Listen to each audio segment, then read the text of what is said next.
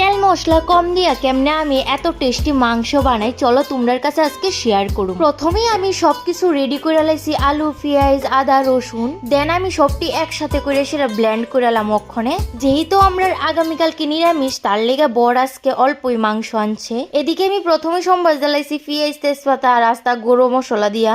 দেন এদিকে আমি মাংসটা ভালো করে ধুয়ে নিছি। ধুয়ে সেরা তারপরে দিয়ে আমি এটার ভিতরে একে একে সব মশলা দিয়া দিতাছি। এখন একে একে জিরা, ধনিয়া, মরিচ, লবণ, হলুদ সবকিছু দিছি। আর হ্যাঁ, আমি কিন্তু মশলাটা আধা বাটা করছি, তোমরাও কিন্তু আধা বাটা করে খাইয়া দেখো, অনেক টেস্ট আয়। সব মশলা দেওয়ার পর একটু সরষের তেল দিয়ে আমি ভালোভাবে এটা মাখাইয়া নিছি। আর অবশ্যই মাখাটা কিন্তু একটু ভালোভাবে মাখতে লাগবো। চামচ দিয়ে হইতাছিল না দেখা কিন্তু আমি পরে হাত দিয়ে মাখাইয়া তারপরে কড়াইতে দিছি। কড়াইতে দিয়ে 10 মিনিটের মতো আমি ঢাকনা দিয়ে দিছি। তারপরে কিছুক্ষণ পর আবার লাড়াচাড়া করতেছিলাম। যেহেতু তেলটা একটু কম দেওয়া আছে, তেলে একটু পর পরই লাড়া দিতে লাগবো। তারপর আমি নামানির ঠিক একটু আগে দিয়া দিছি মিট মশলা। তারপর আমি মাংসটারে কড়া কইরা ভাজ্যা নিতাছি এখন। দেন এদিকে রেডি আমাদের চিকেন কষা আর ডাল আর ফ্যামিলির সবাই একসাথে। ওয়াও।